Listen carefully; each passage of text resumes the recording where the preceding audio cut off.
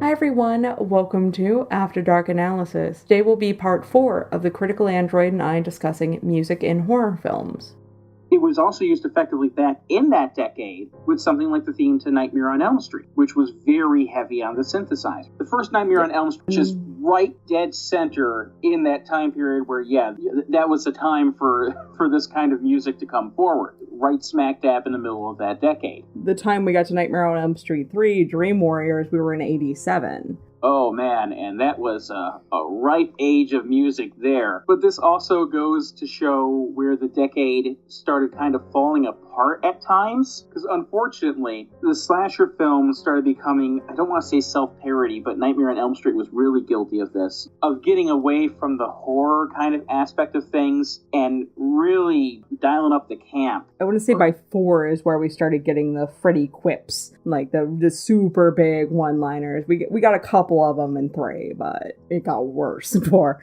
Yeah, but like, for instance, Dream Warriors, the theme song to it, was done by Dokken, who most people, I don't know if anybody listening to this remembers Dokken, but yeah, it was, I'm gonna go with no. They were an 80s rock band, a very 80s rock band. And, God bless them, they were what they were for the time. You either enjoy them or you don't. But that kind of 80s schmaltz ran high in this decade, and it kind of damaged the horror genre for a while, in my opinion at least. I think it kind of cheapened it. And I don't mean to say that Dream Warriors is a bad movie. It's enjoyable for what it is. But it's really straying away from the horror aspect of things at that point in time. And it would make sense for horror to reach for more popular music because, as I've said probably a million billion times on this channel, horror is always oversaturated and horror is always geared toward that teen young adult audience. So they want to be just as hip as the kids are.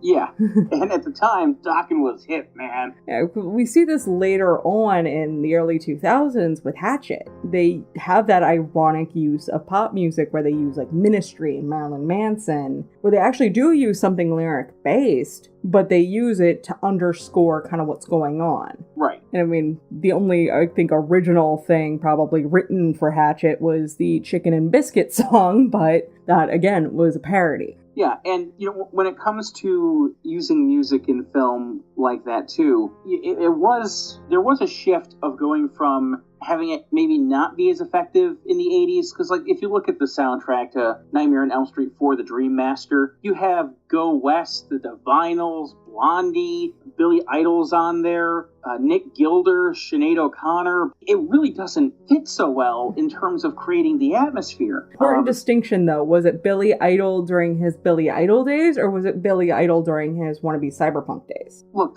we can get into cyberpunk another day, okay? Because that album is worth discussing in a video all its own, because that's a unique piece. But this was during his Billy Idol days. I mean, okay. Cyberpunk was like 90, I want to say it was like 95-ish, around that time period. Okay, so we were looking at mid-90s for that one, not late 80s. Okay. So it was late 80s Billy Idol, like the Billy Idol most people are familiar with. Yeah.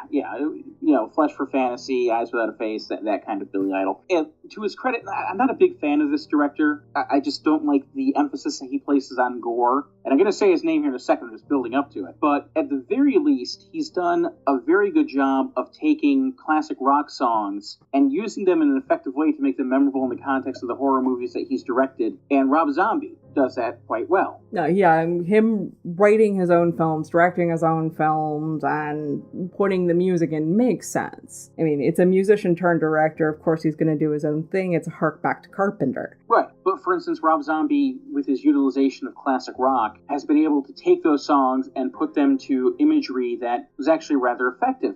For instance, in The Devil's Rejects, you have, David Essex's Rock On, which is used very well. But then you have a very epic scene of kind of mass murder and gore set to Freebird. Yeah, I was just thinking that. I'm just like, play Freebird. And the way that he uses that makes it really work. And not everybody can accomplish that, as I mentioned, that happened in the 80s where that didn't work as well. The music was very much of its time and sounds dated if you go back to it today. It sounds very dated, but the way that Zombie's able to use that music from at least the previous decade, mostly from the 70s, and then incorporate that into his work, actually does use it in a way that magnifies what he's trying to do instead of detract from it for the stylistic sense that was happening in the 80s. Yeah, because if you look at Rob Zombie's films as well, especially when you're talking about something like House of Thousand Corpses or Devil's Rejects, where he used that heavily, their wardrobe was very dated. The style of filming, the lighting, all gave it that very dated, very grainy, very film feel. He might have shot on film, I'm not 100% sure about that. So we already had that, we're in this time period, and especially with something like Freebird, that is kind of considered this classic rock staple of you kind of get transported there, so it might still play better than something like Dream Warriors did, which now, if you didn't live through the 80s, it's kind of hard to have that appreciation for it, whereas this stuff is stuff that stood the test of time and already has aged a lot better. And when you're already trying to stick in that time period, it sets the mood a lot more than it is trying to be hip. Right. And that, partial blame for that has to be given to the fact that the 80s was very much a decade of flash over substance. And you could dissect that tremendously. Actually, that's part of what you were talking about in breaking down American Psycho. I mean, there's a horror movie that takes upbeat 80s songs and recontextualizes them pretty heavily. Whether it's, Sussudio or Hip to Be Square, both happy-go-lucky songs, and then puts them in a completely different context. But that also goes along with the superficialness of what that movie's trying to emulate, how the 80s were a very superficial decade in terms of how people interacted and the emphasis that was placed on money and commercialization and capitalism. It was a decade of economic boom, and a lot of that became very showy. So when you have films like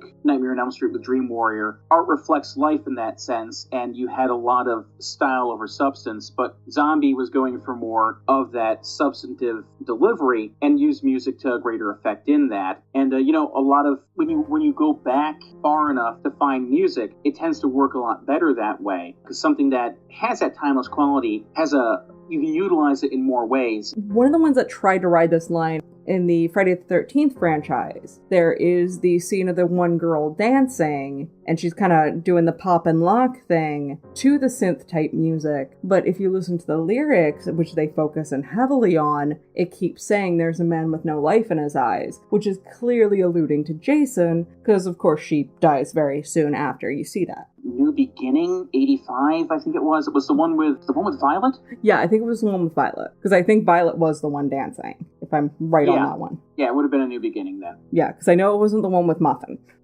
No. Muffin was the best character in that franchise, I don't care. If you say so. A little puppy. Anyway, you were saying. When you're talking about a man with no life in his eyes, it just reminds me of the sense that, actually this is funny, the Michael Sambello song Maniac from Flashdance was originally written to be about a serial killer. Yep, and he just rewrote it about a girl that can't stop dancing. Yeah, but the funny part is, if you listen to the song, there's that breakdown, the instrumental breakdown, where it has that kind of key, ma sound to it in the keyboards. Yep, there is that. Because it's specifically written, or was supposed to be written about a murderer. It does have that theme to it. When you're mentioning the whole, dancing and pop it and lock it, it's like, yep, that reminds me of Maniac. Because the funny thing is, there is a lot of horror tropes that date way back to dancing, back when dancing wasn't really the best idea to be doing. Think of something like Footloose, but in time period. Because there is that old fairy tale about the woman that gets the shoes from Satan and she can't stop dancing, and it gets to the point where in some iteration she dances literally until she dies, and there's other iteration where they have to chop off her feet to get it away so this poor girl can stop dancing. Well, there's a happy thought. Yeah, no, and it would work perfectly for Flashdance, except for, maybe we didn't want to see Jennifer Grey's legs cut off. No, that would have hurt her chances on Dancing with the Stars many decades later.